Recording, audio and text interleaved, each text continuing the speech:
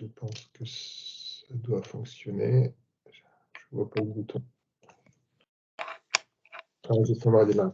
Oui, bonjour à tous, donc je suis Sébastien Citerne, délégué général de l'UNEA. Et donc avec l'équipe, on va vous présenter, vous animer cette heure et demie d'accompagnement et d'explication sur la création d'une entreprise adaptée et pouvoir échanger avec vous. Alors on n'est que sur une heure et demie, hein, on ne va pas pouvoir balayer l'intégralité des sujets, mais au moins vous réexpliquer le process, comment ça fonctionne, les attendus de l'État dans le cadre de la démarche d'agrément d'entreprise adaptée et comment procéder pour être entreprise adaptée. Je vais laisser les collègues de l'équipe se présenter également et puis on fera un tour de table où on vous demandera juste de vous présenter la structure que vous avez. On n'ira pas dans le détail de votre projet, mais juste savoir qui vous êtes. Donc, Maïtena, si tu veux. Oui. Donc, bonjour à tous. Donc, Maïtena Fresh, chargée de mission pour les régions donc Grand Est et Bourgogne-Franche-Comté. Bonjour, je suis Fabienne Truff, chargée de mission pour la Nouvelle-Aquitaine, en charge de l'accompagnement du réseau des entreprises adaptées. Bienvenue. Donc, Benoît s'est présenté et donc je vais donner la parole dans la liste qui m'apparaît à l'écran, hein, donc il n'y a pas de difficulté. Donc, Alexandra, dans un premier temps.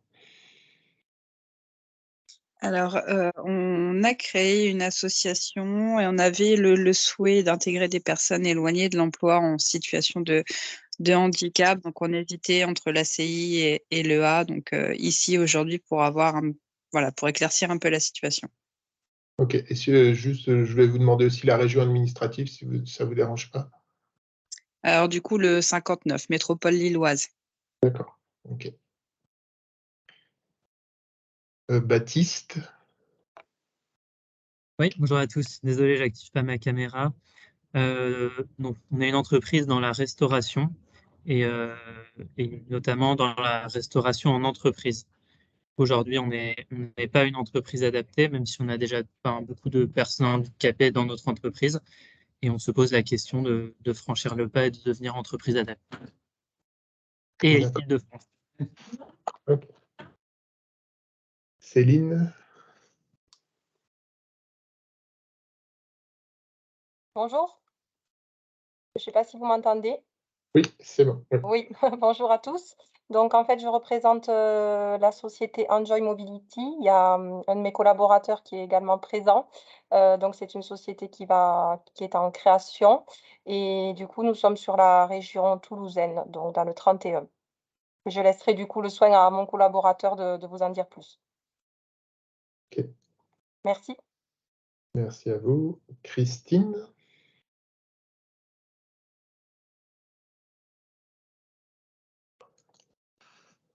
Ah, le micro est coupé, attendez.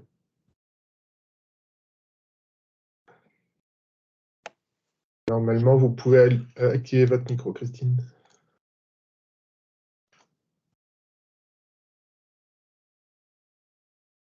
Je vous redonnerai la parole après.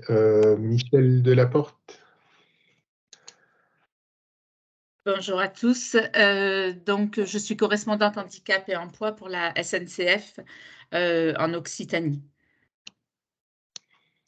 Ok. Alors, je n'ai que le nom de famille, Dot.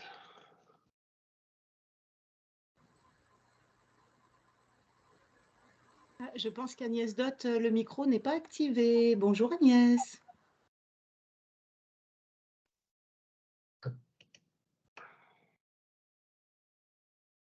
Pourtant, moi, le micro apparaît bien comme activé. On reviendra après. Agnès. Non, pas. Thomas. Oui, bonjour à tous. Thomas Duménil, je suis directeur adjoint de 4 ESAT, établissement d'aide par le travail en Seine-Maritime. Donc 4 ESAT autour de la métropole de Rouen, avec un projet de création de A. D'accord. qui serait adossé aux ESAT. Ok. Donc, j'ai le collaborateur d'Enjoy Mobility qui est présent, je ne vois pas le nom. Oui, bonjour. Je coupe vite ma caméra, je suis à l'extérieur. Je viens de faire le transfert avec ma voiture. Donc, je suis Monsieur Renvazé, donc créateur d'Enjoy Mobility, une société aujourd'hui SAS, à vocation à devenir une entreprise adaptée dans le transport et l'accessibilité sous forme de bureau d'études. Voilà, merci. Ok. Et on est dans le 31. Ok. Jean-Louis? Oui, bon, bonjour. Donc, moi, je suis en binôme là aujourd'hui sur le webinaire avec Alexandra qui s'est présentée tout à l'heure. Donc, pour une association qui s'appelle Terre d'Envol dans le Nord. Et effectivement, donc, en réflexion sur le type de structure qu'on va créer, ACI, EA, plutôt à but non lucratif. Bon. Voilà, donc on vient chercher des renseignements. Alexandra a été accompagnée par le Fonds de confiance de France Active là, pour une étude d'action. Et maintenant, on est en phase on va dire, de création. D'accord. Et moi, je suis trésorier dans cet asso. Voilà. Très bien. Janice? Oui, bonjour. J'accompagne dans cette réunion Michel Delaporte puisque je suis en alternance avec elle sur le poste de correspondante handicap et emploi également. D'accord. Les jardins de Solène?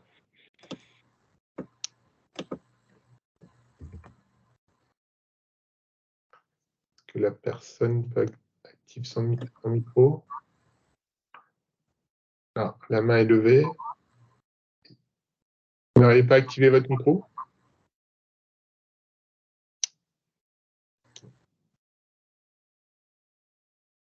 D'accord.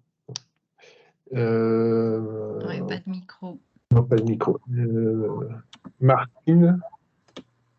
Oui, donc Martine, je suis directrice des AT dans la Marne et en réflexion un peu avancée sur la création d'une entreprise adaptée adossée à l'ESAT. Donc voilà, je viens chercher de l'information et de la méthode. D'accord. Michel? Oui, bonjour à tous. Michel Tardieu, je suis de Bayonne, dans la région Aquitaine. J'ai un projet de centre de relations clients sous forme d'entreprise adaptée. J'ai déjà un groupe qui veut s'associer à moi dans cette démarche. Voilà, donc c'est une volonté qui est avancée. Je recherche aussi de la méthode, de la formation.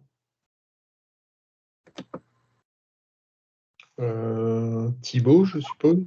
Oui, bonjour, donc je me présente Thibaut, je suis porteur d'un projet assez ambitieux qui s'appelle Roya Eco, qui regroupe à peu près 5 pôles d'activité, principalement de l'objet connecté. Donc mon objectif, c'est d'ouvrir une entreprise adaptée dans la vallée de la Roya, donc suite à la tempête Alex, pour relancer l'activité économique. Et donc ça sera la première qui développera de la vente d'objets connectés, du développement, mais aussi donc ce logiciel justement qui est une solution d'inventaire qui sera la première pour des personnes hors situation de handicap. Okay. Je viens chercher de l'information aussi par rapport à ça parce que j'espère ouvrir la 9e entreprise adaptée dans le département 06. Très bien. Et donc Youssef?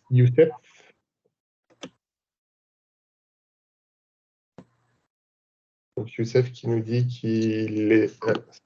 Fabienne, tu peux le lire peut-être? Oui, Youssef nous fait part de son projet de création d'une EA qui s'appellerait A Inclusive Insertion pour s'implanter dans le Nord, département 59, Sébastien. Oui, je connais un petit peu. Pas bien. Voilà, c'était un petit clin d'œil. Okay. Et nous avons également les Jardins de Solène du coup, madame est fondatrice des Jardins de Solène, une SAS. Elle a déjà une SAS qui emploie des personnes en situation de handicap. Ils sont aujourd'hui 12 collaborateurs, dont 12 personnes en situation de handicap.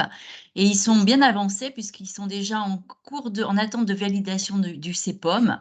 Et elle vient découvrir l'UNEA, voilà, à l'occasion de ce Webi. Et ils sont dans le Vaucluse. Ok, très bien.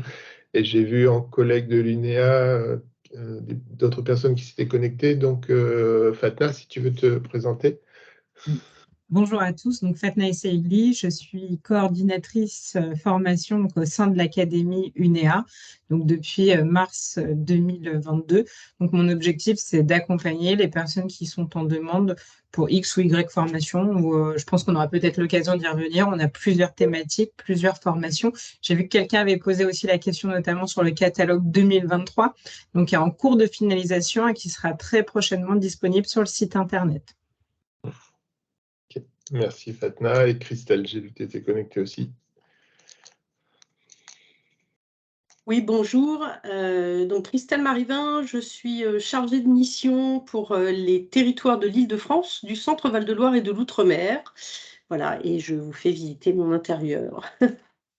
Bienvenue dans ce Zoom. Merci à toi, Christelle. Et donc, je vous propose qu'on entre tout de suite dans la présentation. Donc, on a un petit support de présentation qu'on va vous dérouler. Et si vous avez des questions à tout moment, mettez-les dans le chat ou levez la main. Mais dans le chat, ça sera bien parce que comme ça, les collègues pourront les centraliser. S'il y a des thématiques qui reviennent et qui sont complémentaires, on pourra aborder tout en même temps. Et puis, on aura un temps d'échange à la fin du webinaire. Donc, je vais vous partager mon écran. J'espère que vous voyez. C'est tout bon. Fait. C'est bon pour vous? Oui. Ok, donc on est jusqu'à 15h30 ensemble. Et l'objectif de la séquence, c'est de vous aider à vous poser les bonnes questions avant de vous lancer pour créer une entreprise adaptée, de découvrir le modèle entreprise adaptée, les modalités d'agrément, et de pouvoir identifier les prochaines étapes dans votre parcours de création d'entreprise adaptée. Le contexte, le contenu de la séquence, on va vous redonner un contexte général de l'entreprise adaptée.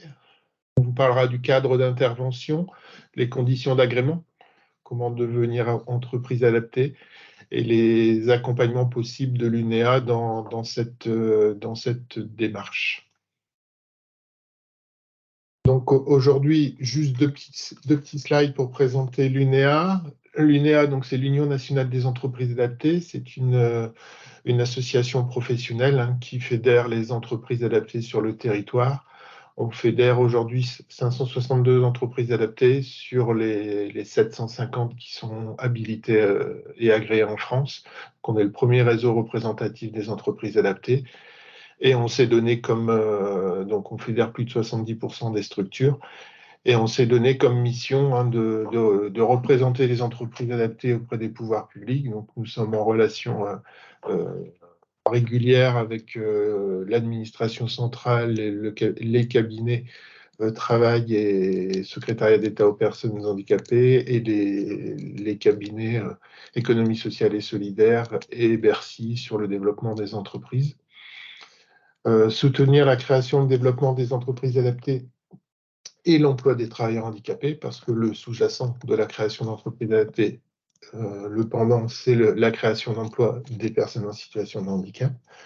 Participer à la professionnalisation des différents acteurs de l'entreprise adaptée, donc toutes les strates de l'entreprise adaptée, du dirigeant, de ses cadres dirigeants, des encadrants intermédiaires, jusqu'à la personne en situation de handicap en production de biens ou de services au sein de l'entreprise, de valoriser le savoir-faire et le professionnalisme des entreprises adaptées, donc faire connaître le modèle, faire en sorte qu'il puisse être mobilisé par les acteurs économiques et être garant des valeurs des entreprises adaptées et éviter d'avoir des des dérives de fonctionnement au sein des structures et faire en sorte que le modèle reste un modèle vertueux et créateur de richesse et d'emploi pour les personnes en situation de handicap.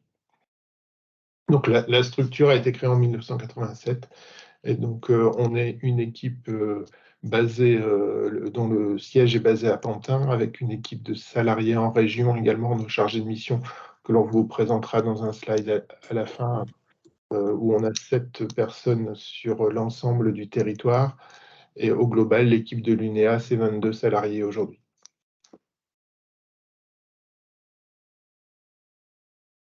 Donc, après l'UNEA, donc on va revenir sur le modèle d'entreprise adaptée et sur le contexte général de l'entreprise adaptée. Donc, juste pour se remettre dans quelques chiffres et quelques notions très, très importants en termes de handicap. Aujourd'hui, en France, on a 2,7 millions de personnes qui ont une reconnaissance administrative de la qualité de travailleur handicapé. Donc, c'est en termes par rapport aux 66 millions de population, c'est déjà une proportion qui est importante. Et on a 12 millions de Français qui se déclarent touchés par un handicap. Donc, ça, c'est du ressenti, c'est la personne elle-même qui déclare dans des enquêtes, dans des enquêtes grand public, qu'elle est touchée par un handicap, par une situation difficile au cours de sa vie, par une maladie qui l'handicape dans sa vie. Donc on voit là aussi un écart de proportion entre les personnes qui font acte de déclarer et d'obtenir un statut de personne en situation de handicap et celles qui expriment des difficultés et se disent être porteuses d'un handicap quelconque au niveau de leur vie quotidienne.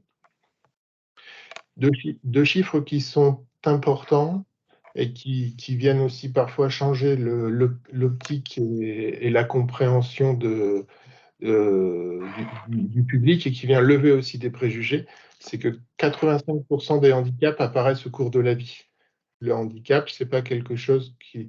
on avait souvent dans l'esprit que le handicap, on le portait, on pouvait être en situation de handicap pendant toute sa vie, dès la naissance, mais non. Le handicap, la vie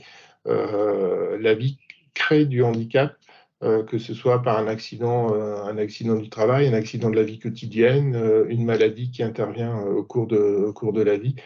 Et donc, on se retrouve et on est tous donc potentiellement face à un risque d'être dans une situation de handicap à un moment donné dans sa vie. Et un autre chiffre qui est important et qui vient casser aussi un peu les préjugés, c'est que 80% des handicaps sont invisibles. Aujourd'hui, c'est vrai que déjà rien que la signalétique de personnes en situation de handicap peut être trompeuse. Le fauteuil roulant ou la canne, ce sont des choses qui sont visuelles et que l'on remarque. Mais par contre, on verra tout à l'heure sur les typologies de handicap, on a majoritairement des handicaps qui sont invisibles. Et c'est pour ça, et c'est important de bien le voir, de bien le comprendre, parce que quand notamment des entreprises adaptées font visiter leurs unités de production, leurs services, on a beaucoup de personnes qui, sortant des structures, disent « on n'a pas l'impression de voir des personnes en situation de handicap ». Ben non, on ne le voit pas. On peut tous ici être autour de la visio en situation de handicap et pouvoir exercer une activité professionnelle sans difficulté majeure. Mais en tout cas, il n'y a pas cette notion de se dire c'est forcément visible et on est capable de dire monsieur untel est en situation de handicap, madame untel est en situation de handicap. Non. Et parfois, on ne le sait pas. Juste sur les chiffres, des chiffres de contexte de chômage, aujourd'hui, même si la situation s'est légèrement améliorée, et c'est surprenant en termes de... On vient de passer une crise sanitaire à une crise économique qui sont quand même relativement fortes, mais la situation du chômage des personnes en situation de handicap s'est améliorée. Elle s'est améliorée aussi sur le champ de l'emploi pour toute la population. Elle s'est améliorée pratiquement dans les mêmes proportions pour les personnes en situation de handicap. Aujourd'hui, on est à 475 000 demandeurs d'emploi dans les derniers chiffres recensés par Pôle emploi. On était à 525 000 début 2019. Donc il y a 50 000 personnes supplémentaires, demandeurs d'emploi, qui ont soit retrouvé une activité ou qui ne sont plus demandeurs d'emploi. Donc quand même une proportion qui, même si elle diminue, une proportion qui reste quand même pratiquement 2 fois plus importante que pour le reste de la population. Le taux de chômage sur l'ensemble de la population, donc ça ce sont les chiffres à fin avril 2022, était de 8% pour l'ensemble de la population et il était à 14% pour les bénéficiaires de l'obligation d'emploi, donc pour les personnes en situation de handicap. Donc un rapport pas tout à fait de 2, mais pas très loin de 2. Et dans le même temps, le taux d'emploi, donc on a sur l'ensemble de la population, on a 65% des personnes qui ont une activité, donc qui sont dans l'emploi, alors que pour les personnes en situation de handicap, on n'a que 36% de la population qui est dans cette situation. Et un autre chiffre qui est important et qui donne une caractéristique forte du demandeur d'emploi en situation de handicap, c'est un demandeur d'emploi qui a une durée d'inactivité, donc une durée de chômage de 913 jours, pratiquement 200 jours de plus pour l'ensemble du public, que pour une personne non porteuse de handicap. Donc, et c'est là où on voit l'enjeu et la difficulté de remobiliser les personnes après pratiquement 3 ans d'inactivité. Les 913 jours, on est proche de 3 ans d'inactivité. Donc, on est dans une situation où on reste quand même si la situation s'améliore, mais sur un chômage de masse des travailleurs en situation de handicap. Et une caractéristique forte également, c'est que 50% des personnes demandeurs d'emploi TH ont 50 ans ou plus. Donc on est sur une catégorie de personnes seniors, alors que dans la même proportion pour tout public, on est à 31%. Donc on voit également un écart flagrant, et c'est lié aussi au fait qu'une personne qui a été licenciée pour inaptitude dans un précédent métier se retrouve ou a une reconnaissance de la qualité de travailleur handicapé, et comme les licenciements pour inaptitude ont tendance à être pour des publics qui sont vieillissants, et demain, avec potentiellement l'allongement de l'âge de la retraite, on risque d'avoir une situation qui va également se dégrader dans ce sens-là. Il te reste tout pile 1 heure. Tout pile 1 heure. Donc, juste sur ce contexte-là, avoir ces quelques chiffres importants. Sur les typologies de handicap, on ne va pas s'y attarder. Dans les catégories handicap visuel, handicap mental, auditif, psychique, maladie invalidante et handicap moteur, vous voyez les proportions des typologies de handicap qui ont été recensées par la GFIP, donc avec une majorité aujourd'hui d'handicap moteur. Ce qu'il faut se dire, c'est que dans le temps, la définition du handicap a évolué, et aujourd'hui, toutes ces catégories de personnes porteuses d'un handicap ou d'une pathologie ont la possibilité d'être reconnues et de travailler dans une entreprise adaptée. Auparavant, et avant la loi de 2005, par exemple, le handicap psychique n'était pas reconnu comme tel, et les personnes ne pouvaient pas travailler dans une entreprise adaptée. Sur le contexte général, vous rappelez les lois qui traitent du handicap sont pas si fréquentes que ça. La première grande loi qui a parlé du handicap, qui était la loi de 75, et qui a à l'époque installé et créé les cotorep, 12 ans après, et qui a introduit la notion d'obligation d'emploi, qui a été confirmée après par la loi Seguin en 1987. Et cette loi est venue mettre la règle et l'imposition à chaque entreprise de plus de 20 salariés de devoir embaucher 6% de ses effectifs en tant que personne en situation de handicap. 20 ans plus tard, pratiquement, la loi pour l'égalité des droits et des chances, la participation et la citoyenneté des personnes en situation de handicap. Donc, c'est la grande loi, la dernière grande loi handicap, qui, derrière, introduit la notion de compensation et de droit à la compensation pour assurer l'égalité des chances des personnes, et qui donne une entrée du handicap dans le milieu ordinaire. L'optique de cette loi, c'est que la société soit la plus inclusive possible et donne sa place et toute la citoyenneté possible à chaque individu. Et enfin, nous avons une loi en 2018 pour la liberté de choisir son avenir professionnel, qui est venue un peu retravailler quelques notions de l'obligation d'emploi de personnes en situation de handicap, qui a laissé le taux d'emploi fixé à 6%, mais avec une clause de revoyure en fonction de l'évolution de la situation, et qui est venu aussi donner des nouveaux outils supplémentaires pour les entreprises adaptées, pour qu'elles puissent développer de l'emploi et des accompagnements différents au sein de leur structure. Je vais vous présenter très rapidement une petite vidéo que l'UNEA a réalisée sur ce qu'est une entreprise adaptée. Je vais vous la lancer, j'espère que le son passera. Si jamais le son ne passe pas, n'hésitez pas à me le dire.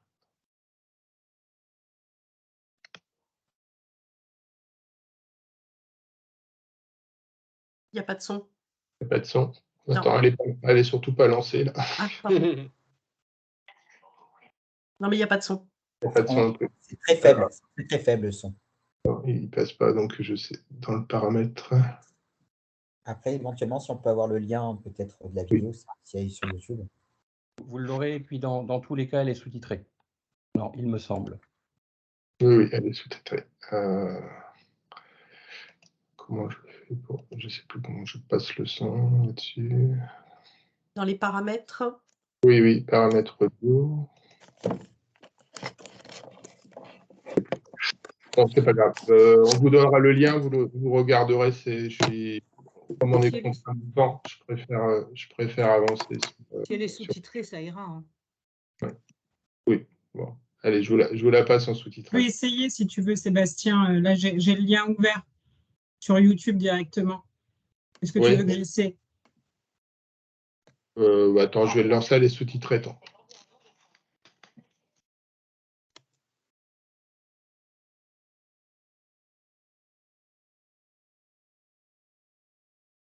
Ça coupe, je ne sais pas pourquoi. Ce n'est pas assister, c'est adapter, ménager, pondérer et agir pour établir l'équité d'accès à l'emploi. Elle permet à des salariés reconnus travailleurs handicapés de trouver un emploi, favoriser la mise en œuvre de son projet professionnel, valoriser et développer ses compétences en évolution au sein de l'entreprise adaptée ou, quand il le souhaite, vers un autre employeur. Aujourd'hui, ce sont près de 800 entreprises qui se mobilisent pour apporter une réponse aux défis sociaux de l'emploi des personnes en situation de handicap. Depuis 2019, le nouveau cadre accroît l'optique inclusive du modèle et reconnaît l'expertise des entreprises adaptées pour renforcer l'autonomie et la responsabilité des collaborateurs dans leur parcours professionnel. Les entreprises sont-elles soutenues par l'État? Derrière les entreprises adaptées, il y a une autre idée de l'économie et des priorités humaines qui traversent notre monde.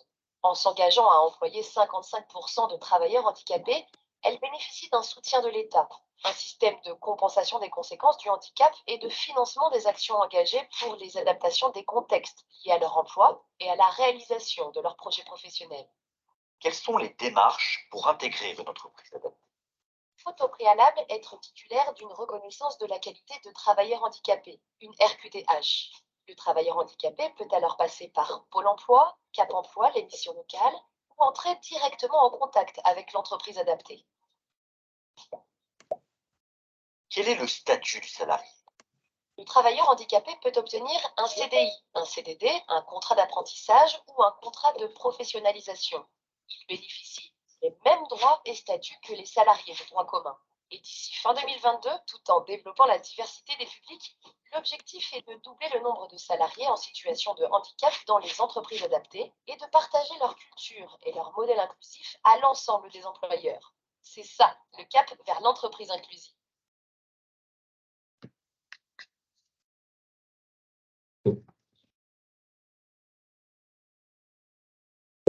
Voilà globalement une petite vidéo, un petit motion design qui vous représente ce qu'est l'entreprise adaptée. Et juste avant de rentrer un peu plus dans le détail, dans l'entreprise adaptée,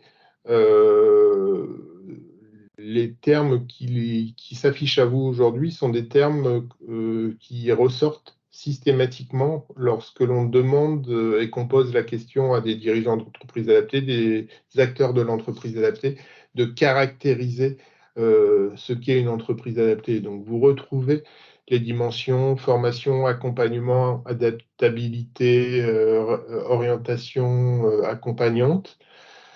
Il y a une chose qui est importante, et c'est pour ça que je l'ai remis, j'ai remis le pointillé qui relie les deux lettres de l'entreprise adaptée, le E et le A. On doit avoir les deux dimensions. Dans ce qu'il ressort et dans ce qui est souvent mis en avant par les entreprises adaptées, c'est la dimension sociale. Mais la dimension économique, et on y reviendra tout à l'heure, est essentielle pour l'entreprise adaptée. Le modèle de l'entreprise adaptée est un modèle d'entreprise économique qui développe une activité pérenne au service de l'emploi des personnes en situation de handicap. Donc il faut bien construire ce modèle-là, et les attentes de l'État aujourd'hui par rapport à des nouveaux agréments ou des nouvelles structures qui veulent obtenir l'agrément d'entreprise adaptée est vraiment de pouvoir présenter un modèle économique viable et qui puisse assurer derrière les missions sociales d'accompagnement, de montée en compétences, de formation et de développement de l'employabilité des personnes en situation de handicap.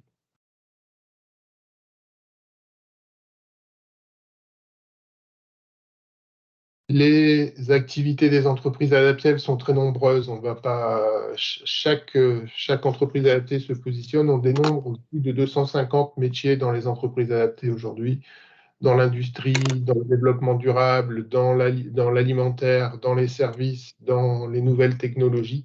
Donc, il n'y a pas de particularité, il n'y a pas d'interdit. Aujourd'hui, on a des structures qui sont en capacité, si le modèle économique est viable, de pouvoir développer des activités en tant qu'entreprise adaptée. Pardon, j'ai appuyé sur un mauvais bouton, je vous ai lancé un sondage, je l'ai refermé aussitôt.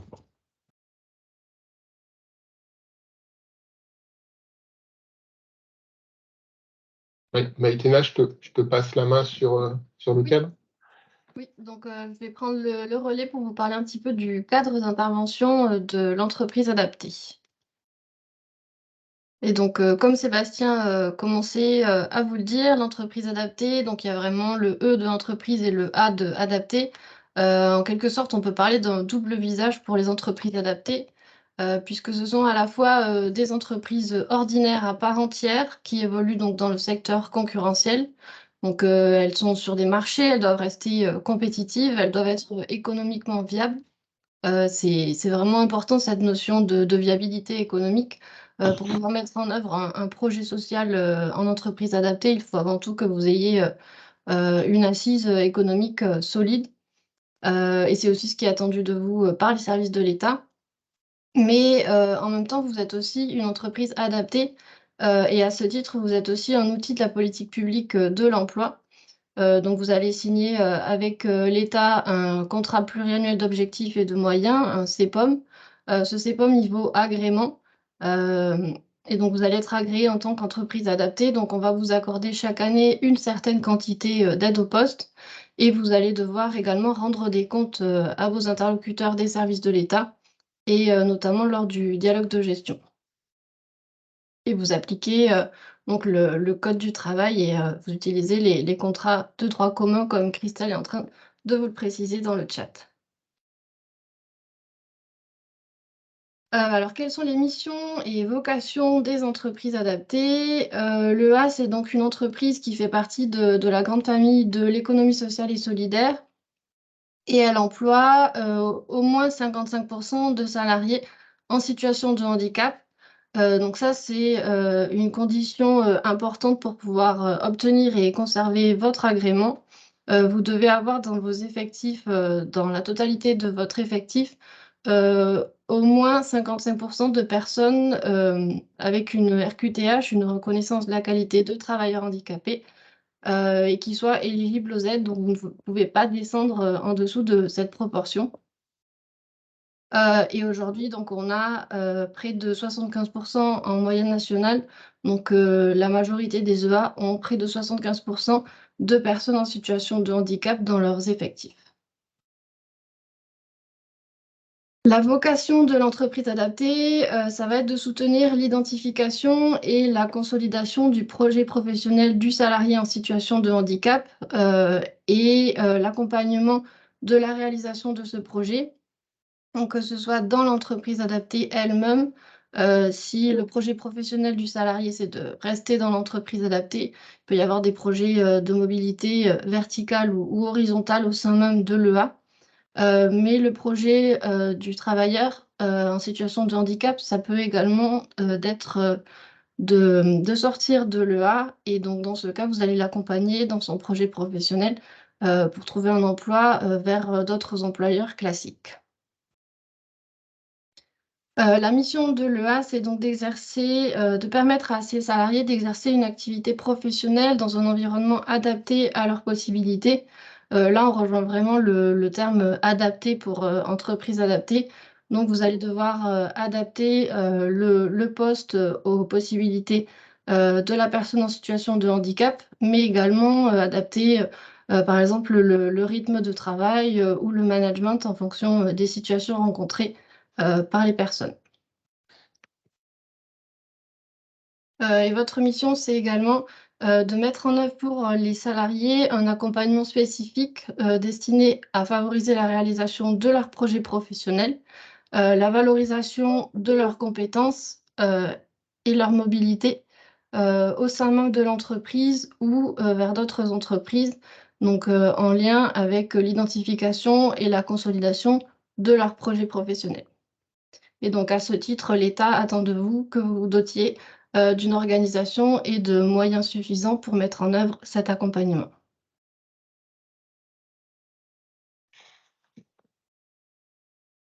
L'ambition aujourd'hui, elle est inchangée pour les entreprises adaptées. L'idée, c'est de pouvoir continuer à accompagner des personnes en situation de handicap. Depuis 2019, donc, on a eu une réforme importante. Avant cette réforme, une grande majorité de salariés des EA demeuraient dans l'entreprise adaptée qu'on appelle socle, qui est l'entreprise adaptée historique, comme on l'appelle depuis avant la réforme. C'est-à-dire qu'en 2005, le législateur a demandé aux EA de faire de l'emploi durable et de qualité. Donc, qui dit emploi durable dit également CDI. Et donc, beaucoup de personnes en situation de handicap avaient pour projet professionnel de rester dans l'entreprise. Aujourd'hui, donc, avec la réforme, l'État a introduit les CDD tremplins, dont l'objectif est la sortie vers des employeurs classiques, donc avec un parcours d'emploi, de formation et d'accompagnement. Donc, vous voyez donc sur ce schéma donc la remise au travail, la reprise de confiance et la formation pour accompagner la personne dans son projet professionnel vers la sortie et donc vers un emploi, vers un employeur classique en dehors de l'EA.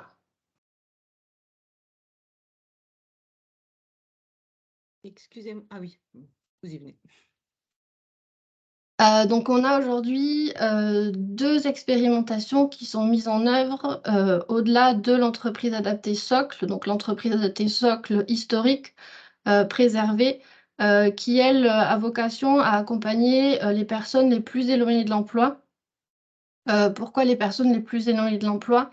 Parce que pour avoir une aide au poste en entreprise adaptée socle, il faut que la personne ait la RQTH et qu'elle remplisse également un critère d'éloignement de l'emploi. Au-delà de la RQTH pour pouvoir être éligible aux aides au poste en entreprise adaptée socle. Et avec l'expérimentation CDD tremplin, l'idée c'est d'accompagner des personnes qui sont un petit peu moins éloignées de l'emploi. Donc les critères sont un peu plus souples pour pouvoir avoir une aide au poste CDD tremplin Il faut avoir l'RQTH et être sans emploi, mais il n'y a pas de critères d'éloignement de l'emploi additionnel. Et donc, comme je vous disais, le CDD tremplin, c'est un petit peu un outil qui ressemble à ce qui se fait dans le secteur de l'insertion par l'activité économique. L'idée, c'est d'accompagner des personnes dans des parcours de transition professionnelle. Donc, remettre le pied à l'étrier, retrouver un emploi, se former, identifier un projet professionnel et pouvoir les accompagner dans la réalisation de ce projet et vers la sortie de l'entreprise adaptée, donc sur des parcours qui sont limités à 24 mois. Et enfin, on a également une autre expérimentation qui a été déployée avec la réforme. Aujourd'hui, il me semble qu'il y a une petite quinzaine de ATT en France, un petit peu moins. Et donc, ce sont des spécialistes de l'intérim qui sont dédiés aux personnes en situation de handicap.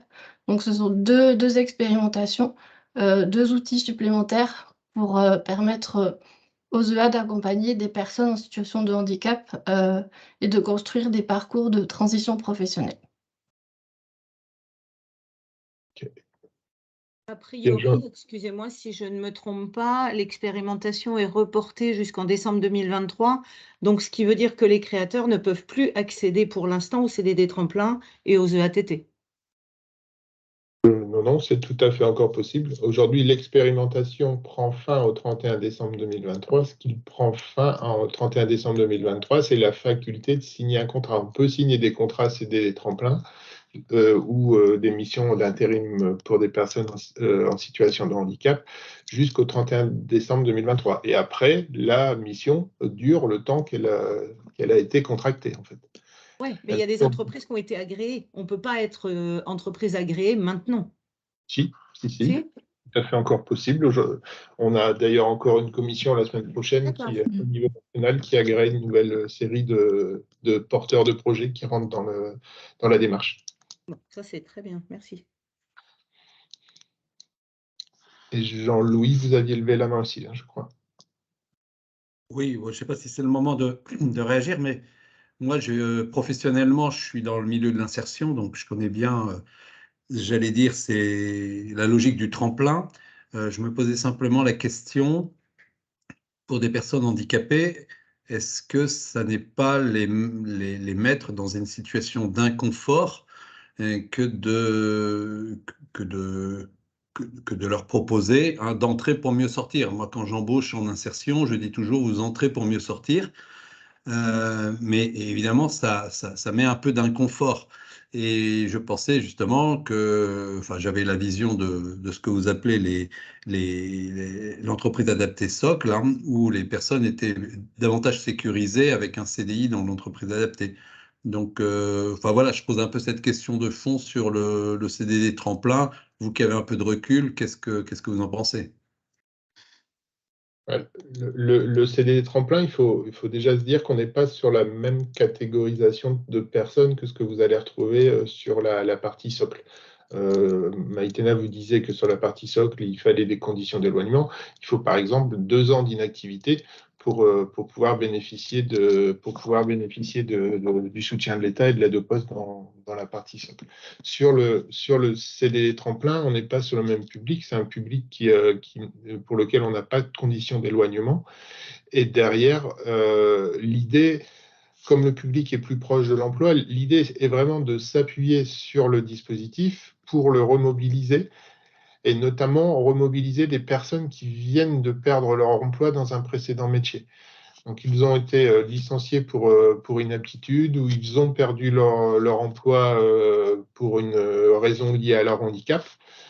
On remobilise la personne immédiatement et dans une optique qu'elle puisse retrouver un emploi et de faire valoir ses compétences auprès d'un employeur classique.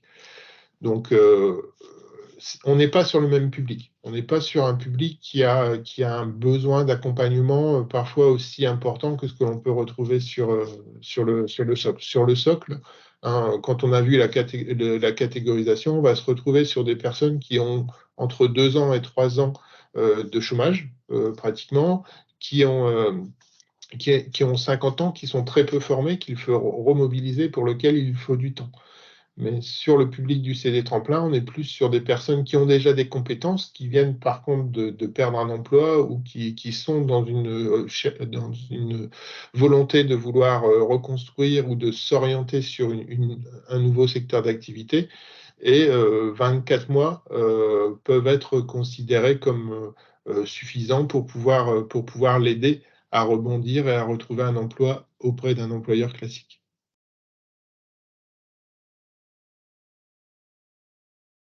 Excusez-moi, est-ce qu'un travailleur d'ESAT peut accéder à une EA socle? Oui, il fait partie du public prioritaire pour pouvoir accéder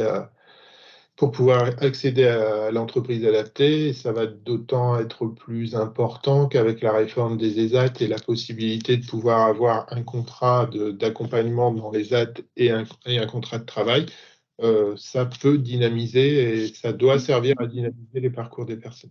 Oui, je disais ça parce que la condition de 2 ans d'inactivité, eux, l'ont pas. Oui, mais le public des ESAT est considéré comme un public prioritaire sur le public socle.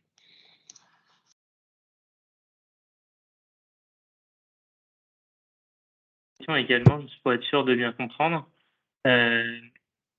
si j'emploie dans mon entreprise une personne qui a la RQTH mais qui n'était pas éloignée de l'emploi, qui même qui n'était pas dans une ESAT mais qui par exemple travaillait dans une entreprise classique, est-ce que ça veut dire qu'il bénéficiera pas d'aide au poste, ou ça veut dire qu'il n'entrera pas dans le pourcentage de 55% qui doit être atteint pour avoir l'agrément l'entreprise adaptée?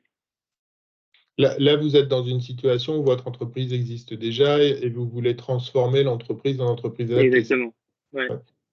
Là, ça va être des situations qui vont se regarder au cas par cas en fonction de la personne elle-même, de ses conditions d'éloignement.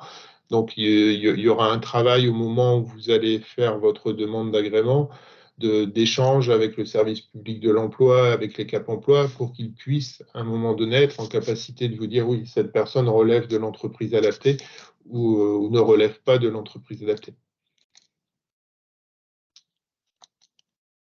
Ça va vraiment être au cas par cas. Il y a Baptiste qui a levé la main aussi. C'était moi, vous y avez déjà répondu. Ah d'accord, excusez-moi. Youssef? Peut-être que quand vous avez déjà pris la parole, vous pouvez baisser la main si c'est possible après pour Ouais. Merci.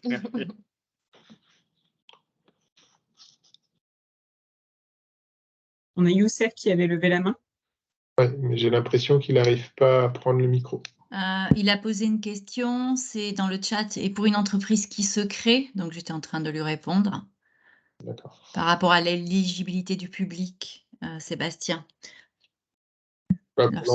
Pour l'entreprise qui se crée, l'éligibilité du public, c'est encore plus simple. On se fait au moment de la création, on regarde la personne, dans quelle situation elle se trouve avant d'être embauchée dans l'entreprise adaptée. Est-ce qu'elle répond aux critères d'entrée dans l'entreprise adaptée socle pour pouvoir émarger et bénéficier de l'aide au poste. Si elle y répond, derrière, potentiellement, l'entreprise adaptée peut toucher l'aide pour cette personne. Si elle n'y répond pas, l'entreprise a la possibilité de l'embaucher. C'est bien sûr pas interdit d'embaucher la personne, mais elle n'aura pas le soutien financier de l'État sur cette personne, tout simplement.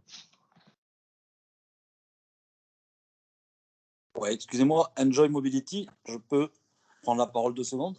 Allez-y. Oui, une question. Donc nous, aujourd'hui, nous sommes une SAS, évidemment à vocation de devenir une entreprise adaptée le plus rapidement possible. On est en cours de finalisation du dossier. On a rendez-vous avec la DREDS incessamment sous peu. Je suis personnellement en situation de handicap, donc titulaire de l'RQTH. J'ai 1 an de chômage. Je serai un des premiers salariés de l'EA, puisque je suis à la création de l'entreprise. Est-ce que je bénéficierai de l'aide au poste ou pas? Il faut pour pouvoir bénéficier de l'aide au poste, il y a un arrêté qui détermine les conditions pour lesquelles il faut y répondre. Donc tout à l'heure, on parlait de l'AH. L'AH, il y a toute une liste, l'AH, un minima social. La liste qu'il y a dans le dossier de 2A, où il y a 2 cages à causer. En fait, il faut la RQTH, qui est une obligation. Plus une des choses. Plus un autre critère. Ok. Il y a pas, non, parce que je vous entends parler depuis tout à l'heure de plusieurs années de chômage. Donc, moi, je rentre dans beaucoup de critères, mais pas les 2 ans de chômage. Quoi, donc, Ah bah, quand on prenait ça, c'est un des critères. Les 24 mois d'inactivité sur les 48 derniers mois, c'est un des critères. Oh, d'accord, ok. Donc, je remplis beaucoup d'autres critères, mais pas celui-là. Donc, parfait, merci beaucoup. Okay. On va regarder maintenant les conditions pour créer une entreprise adaptée. Donc déjà, bien comprendre et bien distinguer que l'entreprise adaptée, ce n'est pas un statut juridique. Statut juridique, vous avez un statut d'entreprise qui sera une association, une coopérative, un établissement public, une SAS, une SASU. Vous nous avez dit que vous étiez sous différentes formes. Ça, c'est votre.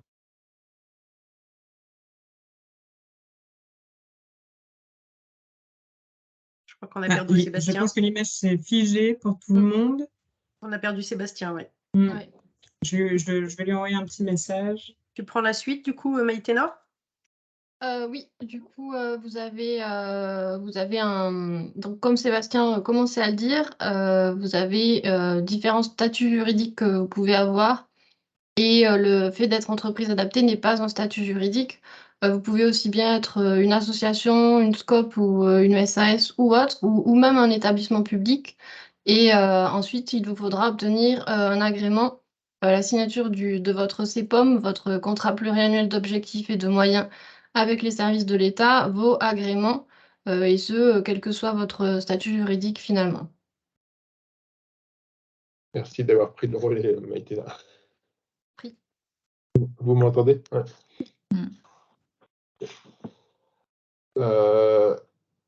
Derrière, comprendre aussi que l'agrément, quand vous le négociez, quand vous le signez avec l'État, il est à l'échelon de la région. Il n'existe pas d'agrément national pour une entreprise adaptée. Chaque entreprise adaptée doit négocier son contrat sur le territoire qui est un territoire régional. Donc, si vous voulez avoir une opération sur la Nouvelle-Aquitaine, comme le schéma le montre ici, vous négociez avec la DRETS donc, du territoire de Nouvelle-Aquitaine pour demander et signer un CPOM et demander un agrément d'entreprise adaptée sur ce territoire-là. Si demain vous voulez vous implanter sur une autre région, il faudra refaire la même démarche sur la deuxième région sur laquelle vous voulez vous implanter. Il ne sera pas nécessaire de créer une nouvelle société.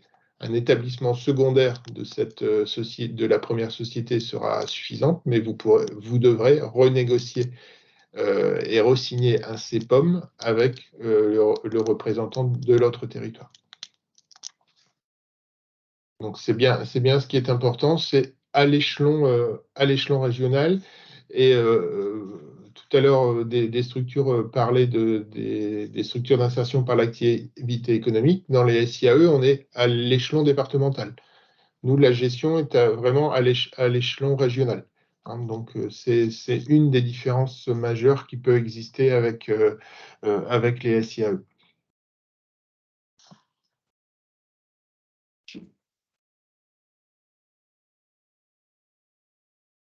Les conditions d'agrément, on en a déjà parlé tout à l'heure. Donc ça, c'est les conditions pour pouvoir entrer dans la négociation de votre CPOM, dans la rédaction de votre CPOM et dans la négociation avec les services de l'État en région. C'est d'avoir un projet économique viable et créateur d'emplois. Le projet économique, on a vu aussi beaucoup de projets qui venaient où globalement, le projet était de créer l'emploi du porteur de projet. C'est pas ça une entreprise adaptée. Une entreprise adaptée, c'est une entreprise qui a vocation à créer de l'emploi pour d'autres personnes que le porteur de projet. Sinon, ça s'appelle un travailleur indépendant en situation de handicap. Donc, bien avoir ça en tête aussi, que le projet économique doit être posé, viable, doit apporter des garanties et doit être créateur d'emplois derrière. Vous devez avoir, et c'est la condition d'agrément, vous devez avoir au minimum 55% de travailleurs ayant une RQTH éligible aux aides au poste. Donc ça, c'est la condition pour pouvoir être agréé. Lorsque vous faites votre demande d'agrément, vous devez garantir cette condition-là. Et derrière, dans le contrat que vous allez signer avec l'État, vous allez vous engager, vous allez prendre des obligations de moyens pour accompagner les parcours professionnels des collaborateurs. Donc ça, c'est vraiment important de savoir, de savoir mettre en avant toutes les méthodes et toutes les techniques et tous les moyens que vous allez mettre en place pour pouvoir accompagner les salariés en situation de handicap dans leurs projets, comment vous allez les faire s'exprimer sur leurs projets professionnels, sur leurs souhaits, comment vous allez les accompagner par le biais de la formation dans la montée en compétences et comment vous allez les accompagner s'ils ont émis le choix de vouloir aller travailler auprès d'un autre employeur. Donc, s'ils veulent que l'entreprise adaptée soit une passerelle pour eux, quels moyens vous allez mettre en œuvre pour pouvoir l'accompagner dans la recherche d'un nouvel employeur, d'un autre employeur que l'entreprise adaptée. Donc, vous allez devoir décrire dans votre dossier de demande d'agrément tous ces éléments-là, en plus de décrire votre projet économique, de montrer que votre projet économique est fiable et viable et sera créateur d'emplois pour les personnes en situation de handicap. Et il te reste tout pile une demi-heure. Ok, ça devrait aller. Juste derrière, l'agrément, qu'est-ce que ça vous donne? Ça vous donne accès à des aides de l'État. Derrière, quand vous avez l'agrément d'entreprise adaptée, vous pouvez bénéficier des aides de l'État et notamment des aides au poste, qui sont des aides de compensation salariale à l'emploi de la personne en situation de handicap. Vous pouvez avoir des offres d'emploi qui sont réservées auprès des acteurs du service public de l'emploi. On a la possibilité en tant qu'entreprise adaptée de dire les recrutements que je fais sont des recrutements à destination de personnes en situation de handicap. Ça, c'est une position du défenseur des droits qui nous autorise à avoir cette offre d'emploi réservée. Vous pouvez avoir accès à des appels d'offres publics réservés, c'est ce qu'on appelle les marchés réservés dans la commande publique. Et vous faites bénéficier à vos clients de déductions de contributions de l'obligation d'emploi de travailleurs handicapés. S'ils vous confient des travaux, le fait de vous confier des travaux permettra à vos clients de pouvoir bénéficier d'une déduction de la contribution qu'ils auraient dû verser à la GFIP pour le secteur privé ou au FIP pour le secteur public. Par contre, derrière, les devoirs, entre guillemets, qu'est-ce que ça va vous imposer? C'est de rendre des comptes de toutes les actions que vous menez en termes d'accompagnement renforcé. En fait, le fait de signer un contrat avec l'État, c'est un contrat administratif, un engagement contractuel que vous prenez. Et dans cet engagement contractuel, vous vous engagez sur des activités, vous vous engagez sur du développement, vous vous engagez sur de l'accompagnement social, de la montée en compétences de vos collaborateurs. Et donc ça, vous allez devoir rendre des comptes tous les ans dans le cadre des dialogues de gestion, de manière plus allégée dans les dialogues de gestion entre la date de début et la date de fin de votre CEPOM, mais de manière très approfondie sur la première et la dernière année de votre CEPOM. Et vous allez devoir respecter des critères de recrutement. C'est-à-dire que dans l'entreprise adaptée, tout à l'heure on parlait de l'entreprise adaptée SOC, on ne peut pas embaucher n'importe quel salarié pour pouvoir bénéficier des aides au poste. En tout cas, on peut les embaucher, mais on n'est pas forcément éligible à l'aide au poste. Mais comme on nous regarde, nous, le taux d'emploi à 55% au regard des personnes qui sont éligibles au financement de l'État, eh bien, on est dans la limite, on ne peut pas descendre en dessous de la limite de 55% de personnes bénéficiaires des aides de l'État. Et vous allez avoir un suivi via l'outil de paiement, via l'outil ASP, où vous allez devoir rentrer mensuellement l'intégralité des salariés qui travaillent dans l'entreprise adaptée, salariés reconnus travailleurs handicapés et non reconnus travailleurs handicapés, afin de pouvoir calculer tous les taux de personnes en situation de handicap dans l'entreprise, mais également pouvoir respecter les règles de plafonnement financier qui s'imposent à l'entreprise adaptée dans son mode de fonctionnement.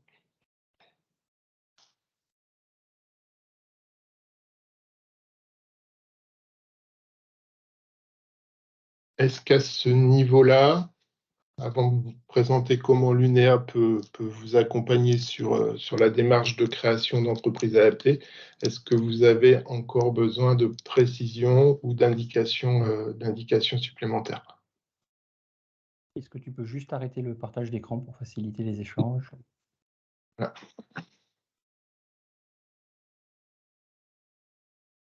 Alors, qui a levé la main? Alors, Enjoy Mobility. Ah, ou Jean-Louis. Allez-y, Jean-Louis.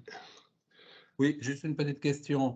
J'ai bien compris que pour avoir les aides au poste, il fallait 55% de personnes ayant une RQTH, mais ensuite, les aides au poste sont-elles uniquement réservées aux personnes qui sont en RQTH ou applicables à toutes les personnes embauchées par l'entreprise? Déjà, la condition, c'est une condition d'agrément. Si vous n'avez pas 55% de personnes en situation de handicap, vous n'aurez pas d'agrément et donc vous n'aurez, quoi qu'il arrive, pas d'aide au poste derrière.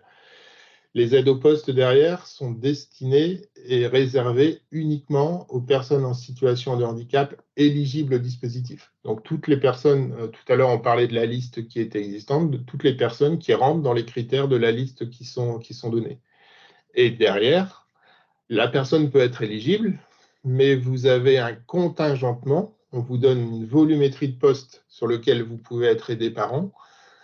Et le temps que vous êtes dans cette volumétrie de poste, il n'y a pas de souci, l'État vous accompagne, il vous paiera les aides au poste. Mais si jamais vous êtes en dépassement et vous allez plus vite en termes de création d'emplois, et si vous n'arrivez pas à renégocier une enveloppe financière supplémentaire, l'État vous plafonnera au contingentement qui vous aura été donné sur l'année. Oui, c'est presque clair. Ça, le mécanisme avec l'ASP, les suivis mensuels en tant que directeur d'une structure d'insertion, ça, je pige tout à fait. Par contre, je repose bien la question. Admettons qu'on soit avec nos 50, enfin, on est bien agréé uniquement pour les, enfin, on doit avoir 55% de personnes qui ont une RQTH et les aides au poste sont uniquement pour ces personnes. Elles ne sont pas sur une volumétrie globale de l'entreprise. Non, elles sont sur les personnes qui sont éligibles. Parce que vous pouvez avoir, si on prend le socle, vous pouvez avoir une personne en situation de handicap qui a juste la RQTH et qui ne répond à aucun autre critère. Vous pouvez l'embaucher, il n'y a rien qui vous l'interdit. Par contre, vous ne bénéficierez pas de l'aide au poste pour cette personne-là. C'est vraiment pour les personnes qui rentrent dans tous les critères qui ont été fixés par l'arrêté ou qui vous ont été proposés en termes de candidature par le service public de l'emploi. D'accord. Michel, vous avez Oui, bien... merci. J'ai bien noté que l'agrément était régional. Alors, j'ai deux questions. Est-ce qu'on peut...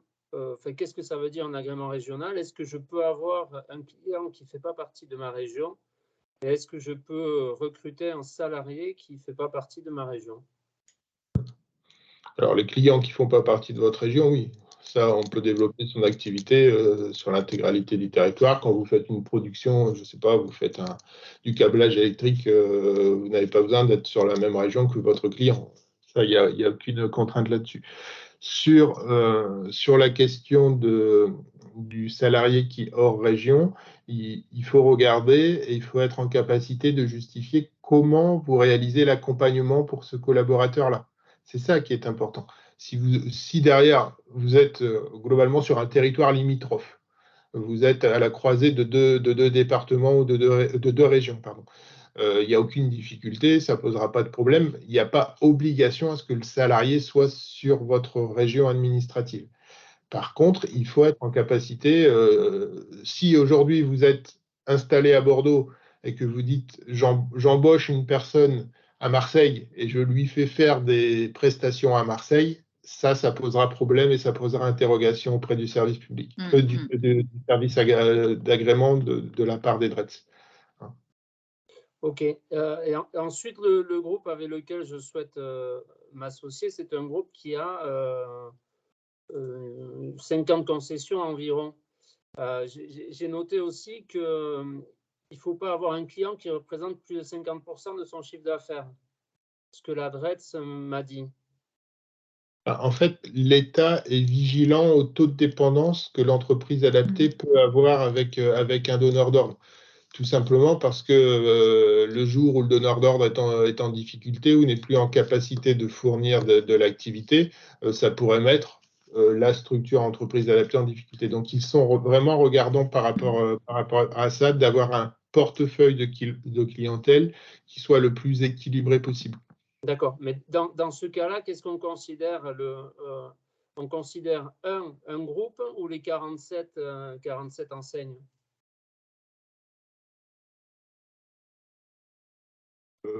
C'est un client ou 47 clients?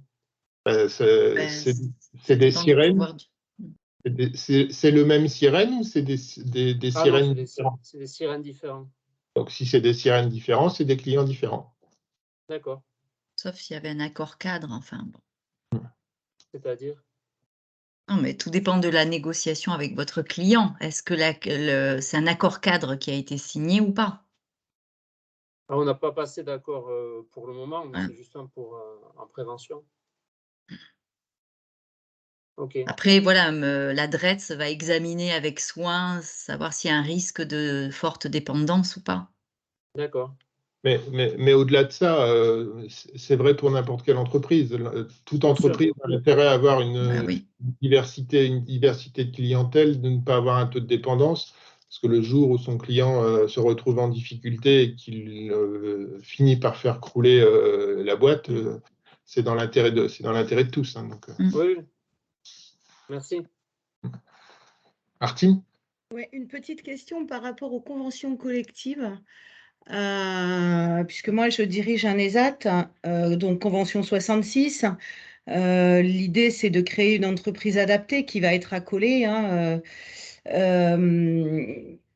est-ce qu'il y a incompatibilité à ce que le directeur soit à la reste en Convention 66 et puisse être directeur en même temps du pôle, on va dire, hein, ESAT, entreprise adaptée? Est-ce qu'il faut vraiment bien dissocier les deux? On est dans une association convention collective 66.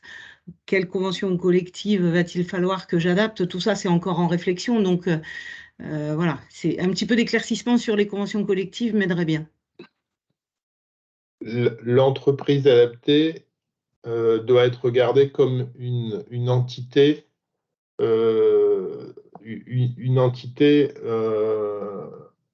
propre. C'est-à-dire que si vous développez demain une activité de blanchisserie ou une activité de propreté, et que c'est l'activité majoritaire dans votre structure, vous devriez appliquer dans l'entreprise adaptée la convention collective de la propreté ou la convention collective de la blanchisserie. Donc ça, c'est ce qui s'applique. L'État aujourd'hui, les DRETS sont quand même très regardants sur le fait de savoir comment l'entreprise adaptée, dans votre modèle hein, de complexe médico-social sur lequel vous voulez développer quelque chose, comment l'entreprise adaptée est gérée et comment les responsabilités sont traitées. Donc, avoir un dirigeant d'entreprise adaptée qui n'émarge pas à l'entreprise adaptée, ça va les interroger. De plus, aujourd'hui, dans les modalités, dans les mécaniques de financement de l'entreprise adaptée, on a un plafond de financement qui est fixé à 75% des effectifs de l'entreprise.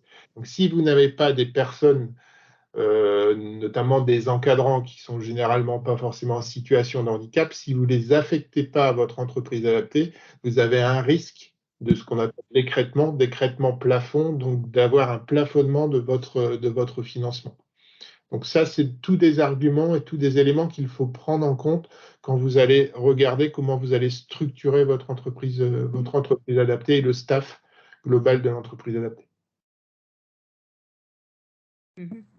Je souhaitais intervenir par rapport à Martine, parce qu'effectivement, bon, dans les Alpes-Maritimes, il y a un référent, effectivement, par rapport à l'association APRH. Et souvent, bah, effectivement, c'est ça. Donc, c'est-à-dire qu'elle appartient à une association qui a des ESAT. Donc, c'est souvent ça. Hein. Et après, et effectivement, donc là, c'est une personne qui est vraiment déléguée par rapport à l'entreprise adaptée et qui justement met en place une entreprise, voilà, une entreprise adaptée. Et ça peut être intéressant. Donc le nom, c'est Nadia Sassi, maritime, si effectivement vous voulez entrer en contact, de façon à pouvoir échanger justement sur les pratiques. Oui, je veux bien, volontiers. Après, sur le modèle dont vous parlez, Martine, il existe plusieurs manières dont les associations se sont emparées de la question. Certaines ont créé un établissement associatif à côté. Certaines ont créé une URL avec un actionnaire unique qui est l'association, pour bien distinguer justement et bien donner un cadre juridique et une clarté par rapport à l'organisation. Certains ont fait ça sous forme de SASU avec un actionnaire unique. Donc, il n'existe pas un schéma unique aujourd'hui qui permet de faire ça. C'est vraiment en fonction de votre projet, de la manière dont vous voulez le mener, qu'il faut regarder quelle est l'organisation la plus adaptée à ce que vous vivez au quotidien. D'accord.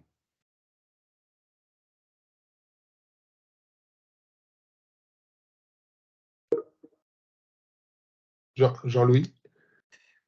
Oui, j'ai juste encore une question par rapport à ce qui a été dit sur le secteur concurrentiel tout à l'heure. C'est-à-dire, bon, j'ai bien compris qu'on pouvait être en association, mais cette association peut-elle être à but non lucratif? Faut-il ouvrir un secteur fiscalisé? Est-ce que la TVA est appliquée? Est-ce qu'on est soumis aux impôts commerciaux? Voilà. Derrière, l'association peut bien sûr être à but non lucratif, ça, il n'y a pas de difficulté. On a énormément d'entreprises adaptées. Dans le panel des entreprises adaptées, aujourd'hui, on a globalement 50% des structures qui sont sous format associatif, 50% qui sont sous format commercial. Donc, et quand elles sont sous format associatif, elles sont sous format association à but non lucratif. Par contre, derrière, en ce qui concerne la lucrativité et la TVA, il est regardé les règles de la fiscalité qui s'appliquent à toute association. Donc, c'est-à-dire, est-ce que vous respectez la règle des 4P? Est-ce qu'il n'y a pas un concurrent qui est sur le même secteur d'activité que vous à côté? C'est ces règles-là qui s'appliquent. Il n'y a pas une particularité pour l'entreprise adaptée. C'est le droit commun qui vient s'appliquer.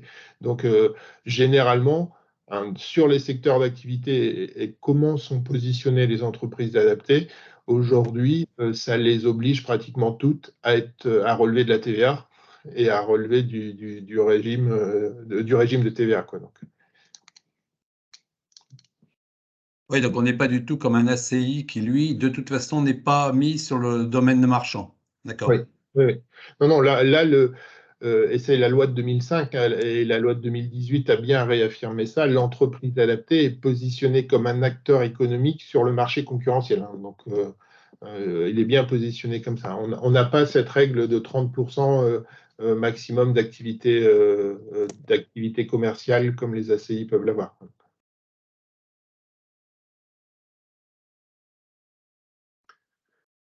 Youssef? Ça marche pas le son. Ah. Il y a une question posée dans le... Alors, attendez, je vais regarder la conversation. La question, c'est faut-il un volume d'activité minimum pour démarrer et lancer son entreprise adaptée? Ce qu'on va vous demander dans le dossier d'agrément, c'est d'être en capacité de présenter un business plan. Comment, derrière, vous voyez la progression de votre activité globale, à quelle échelle. Donc, c'est un engagement, hein. On vous demande généralement, sur la phase de création des données sur 3 ans, de faire un prévisionnel sur 3 ans, prévisionnel d'activité, comment vous montez en charge, comment elle peut être progressive, hein. Vous pouvez démarrer avec quelques salariés et puis monter progressivement sur votre activité. Il n'y a pas nécessité de se dire il me faut tel volume d'activité. Ce qu'on va vous demander derrière dans le dossier sur le volet économique, c'est d'être aussi en capacité d'avoir fait une petite étude de marché, de voir comment vous êtes en capacité de vous développer sur votre secteur d'activité, sur votre bassin d'emploi, en termes de volumétrie d'emploi.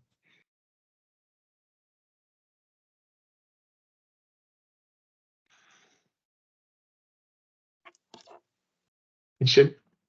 Ouais, sur ce que j'ai cru comprendre concernant le capital social, si on crée ça sous forme de société, c'est qu'il doit être proportionnel au volume d'aide de l'État. Grosso modo, si le volume d'aide annuel de l'État est de 100 000 euros, il faut qu'on puisse mettre dans le capital social entre 40 et 50%, entre 40 000 ou 50 000 euros.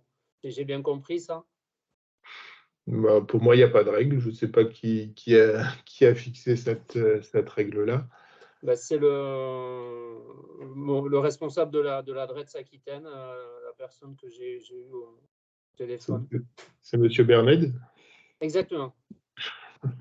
Oui, c'est peut-être lui qui Veuillez m'excuser, j'avais un appel, une petite urgence, et j'ai entendu Monsieur Berned, alors du coup, j'ai coupé. Pardon, du coup, je n'ai pas entendu la question, La Monsieur question, Tardieu. c'était que je l'ai eu donc au téléphone, et il me dit que le volume d'apport en capital social doit être proportionnel au volume d'aide apporté par l'État. Donc, grosso modo, si l'État apporte 100 000, le capital social, il doit être entre 40 et 50% de cette somme-là. Je répète, pour moi, il n'y a pas de règle, mais le capital social, par contre, derrière, on a vu des créations d'entreprises adaptées, des porteurs de projets qui mettaient des capitaux à 5 000 ou à 10 000 euros et qui se retrouvaient très, très vite en difficulté si l'activité ne démarrait pas correctement. Donc, il faut, à mon avis, être en capacité juste de pouvoir amener un capital social qui vous amène une durée d'activité, qui vous permette de tenir une durée d'activité de 3 à 4 mois. C'est surtout ça qui est important. D'accord. C'est les standards, en fait, d'une entreprise classique. Même souvent, c'est entre 4 et 6 mois. Enfin, voilà, du coup, c'est par rapport aux standards classiques quand on fait de la créa. Et après, M. Berned fait beaucoup de statistiques, donc c'est peut-être une statistique qu'il a tirée de l'expérience qu'il a sur le territoire et qu'il en a fait, entre guillemets, une règle.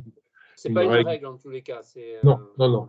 C'est pas une imposition. En tout cas, on n'a aucun texte qui nous dise aujourd'hui, si vous êtes une société, vous devez apporter autant par rapport au financement public qui est mis. Après, il y a des usages d'instruction, on va dire, de territoire. Hein, Sébastien, c'est ça. C'est Et regarde, mais en tout cas, sur certains modèles, par exemple sur les EATT, sur les créations de ATT, dans les instructions que l'on fait sur les EATT, on ne fait pas démarrer une EATT qui a un capital social inférieur à 40 000 euros. Parce que vous êtes en capacité derrière de pouvoir garantir le fonctionnement pendant plusieurs mois. On a une question de Michel Delaporte. Oui, voilà, donc nous sommes SNCF et nous sommes en train de réfléchir à une entreprise adaptée pour nos propres salariés puisqu'on ne licencie pas quand on a des inaptitudes. Donc, on est en train de créer des nouveaux métiers, donc on vient d'en créer. Mais là, du coup, on voudrait faire une transformation en entreprise adaptée et bien sûr l'ouvrir aussi à des demandeurs d'emploi. Et on a commencé à avoir des contacts avec l'adresse et l'adresse nous dit que pour qu'ils donnent un agrément, donc l'adresse sur Toulouse, hein, pour l'instant on a été voir qu'à Toulouse, c'est pas régional, pour qu'ils nous donnent un agrément, il ne faut pas qu'on soit sur des activités qui existent déjà dans les entreprises adaptées. Or, les entreprises adaptées de Toulouse, on en a plusieurs parce qu'on les connaît, qui font la même activité. Donc, je voulais savoir si ça aussi, c'était une particularité de Toulouse, d'autant plus qu'ils estiment qu'à Toulouse, il y en a trop. Donc, si on crée à Saint-Gaudens ou à Revel, ils seraient très contents. Ou c'est valable dans toutes les régions. Là, on revient au pendant dans le visage de Janus tout à l'heure, du côté vous êtes un dispositif de politique publique de l'emploi. On est l'entreprise adaptée à un dispositif de politique publique de l'emploi. Donc derrière, bien sûr, quand ils font des agréments de nouvelles structures, ils regardent l'existant sur un territoire, en termes de volumétrie d'emploi encore potentiel. C'est ça aussi qui est important, puisque c'est à destination de publics demandeurs d'emploi normalement avant tout. Et derrière, il regarde vis-à-vis des activités des entreprises existantes pour pas venir faire de la concurrence frontale sur les mêmes secteurs d'activité. Donc ça, dans l'instruction, et c'est l'instruction de l'État, c'est pas illogique qu'il vous pose ces questions-là aujourd'hui. Eux, derrière, ils sont dans l'équilibre de se dire on soutient des structures dans le cadre d'une politique publique de l'emploi sur certains secteurs d'activité. Il ne faut pas qu'on les amène tous à une surconcurrence. Et derrière, par rapport à des bassins d'emploi, il faut s'assurer que sur les bassins d'emploi, on ait encore, excusez-moi l'expression, un stock de personnes en situation de handicap demandeurs d'emploi qui puissent accéder derrière à l'entreprise adaptée. Et c'est pour ça qu'ils aiment travailler aussi sur les équilibres territoriaux d'implantation des entreprises adaptées. Merci. Alors, comme on se rapproche tranquillement de... J'avais une question peut-être quand même. Allez, la dernière, et puis après... Ouais. Alors, deux dans une. Quand vous parlez de bassin d'emploi, vu que l'agrément est Occitanie, ou régional, le bassin d'emploi est bien la région et pas le département? Oui, votre agrément est un agrément régional. Donc, on considère que le bassin d'emploi est régional aussi. Si je mets le siège social dans le Lot, mon bassin d'emploi reste quand même l'Occitanie.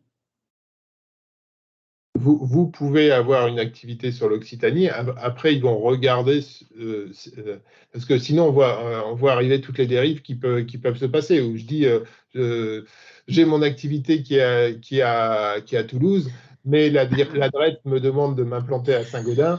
Donc, je vais aller m'implanter là-bas, mais je n'y fais rien et je ne développe pas d'emploi là-bas et je fais tout à Toulouse. Et là, je peux vous dire qu'on a des situations comme ça sur un territoire. Premier dialogue de gestion est très tendu et on a jusqu'à des retraits d'agrément pour des structures qui procèdent ainsi. D'accord. Deuxième petite question. Je complète juste sur la question des activités. Vous êtes agréé pour des activités précises.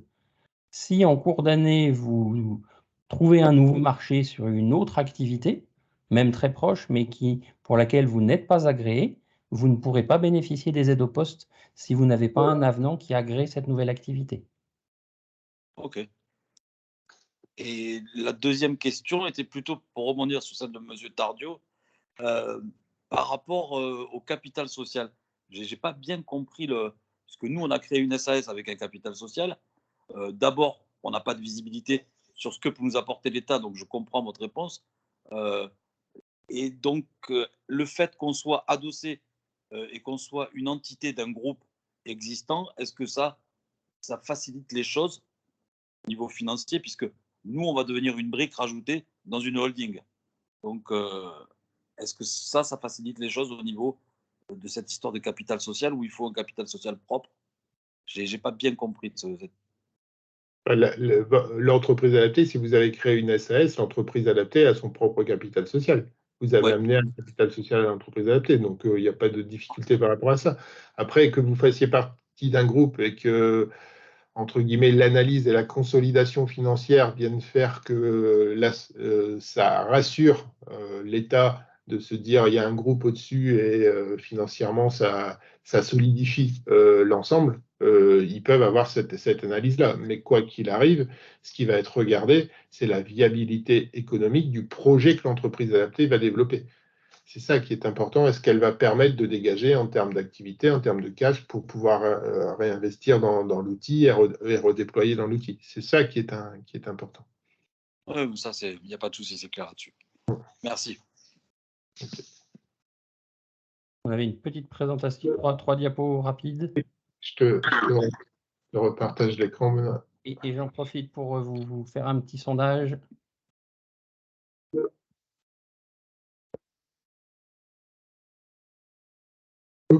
Je suis allé trop vite. Il est parti mon écran, non? Il y est. Non, il est là. Mais il n'est pas en affichage. Attends. Hop. Voilà.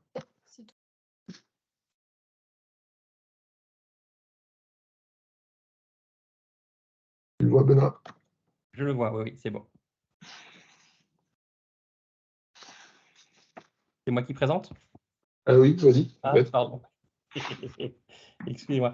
Oui, donc forcément, il y a certainement encore un certain nombre de questions que vous avez. On n'avait pas la volonté de répondre à tout. En tout cas, on n'avait pas non plus la capacité sur ce premier format qui était vraiment la première étape d'un parcours qu'on peut vous proposer. En tout cas, l'idée, c'est en fonction de vos situations, de ne pas forcément vous laisser seul. L'accompagnement qu'on peut vous proposer, comme vous l'avez vu aujourd'hui sur ce Zoom, il ne concernera que la partie entreprise adaptée, hein, la partie accompagnement à la création d'entreprise, ce n'est pas notre métier. D'autres opérateurs, d'autres acteurs le font. Je ne sais plus qui parlait tout à l'heure de France Active ou d'autres. Hein. Il y a BGE, enfin voilà, il y a tout un tas d'acteurs qui le font très bien. Donc nous, on vous propose 5 modules, 5 modalités. Ce premier Zoom, donc en 1h30 pour découvrir l'entreprise adaptée.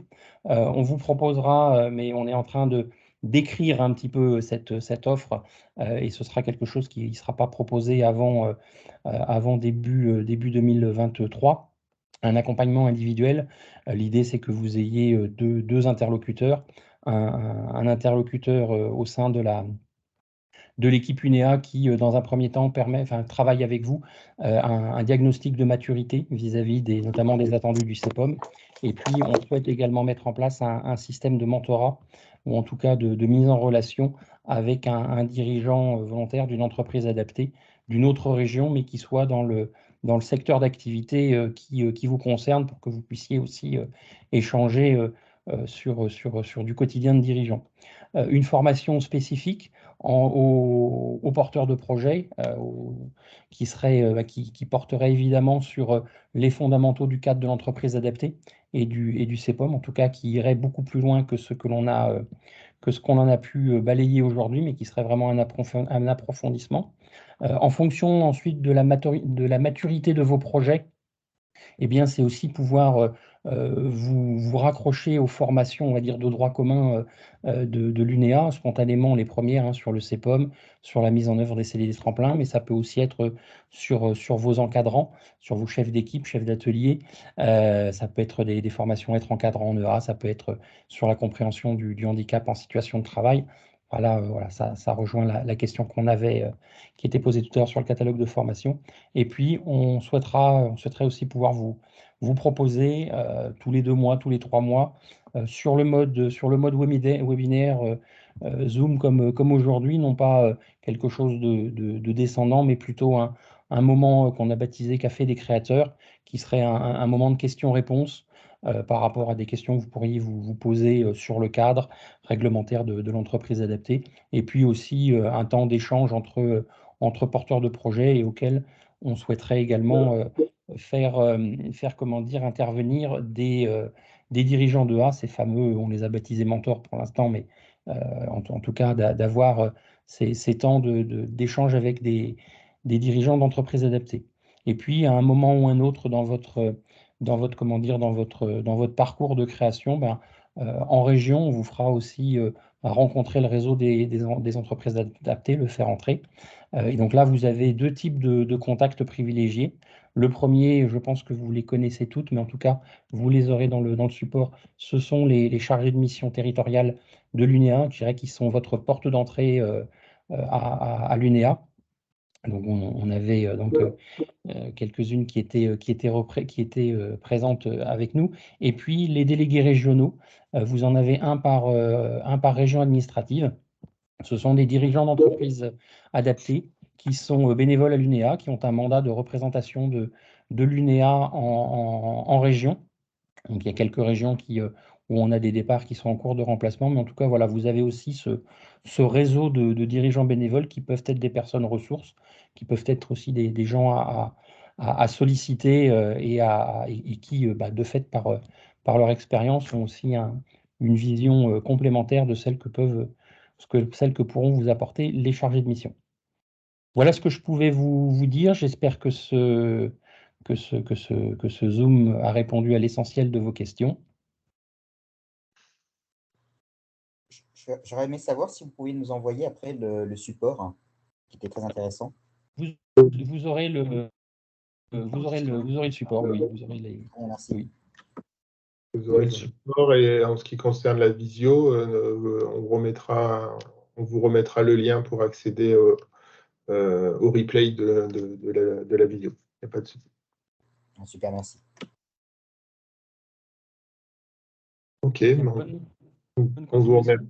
on vous remercie beaucoup sur les échanges. Si vous avez encore des échanges et vous avez des besoins particuliers, n'hésitez pas, les chargés de mission sont votre clé d'entrée au niveau des territoires. Et derrière, ils nous remonteront toutes les questions s'il y a encore des interrogations, quoi qu'il arrive. Donc, avancez bien dans votre projet. On espère vous retrouver bientôt dans le réseau des entreprises adaptées et l'UNEA sera contente de vous accueillir parmi nous et de répondre à notre ambition de développement des entreprises adaptées et de l'emploi des personnes handicapées. Merci beaucoup. À bientôt. Merci. Merci, au revoir. Au revoir. Merci, au revoir. Au revoir.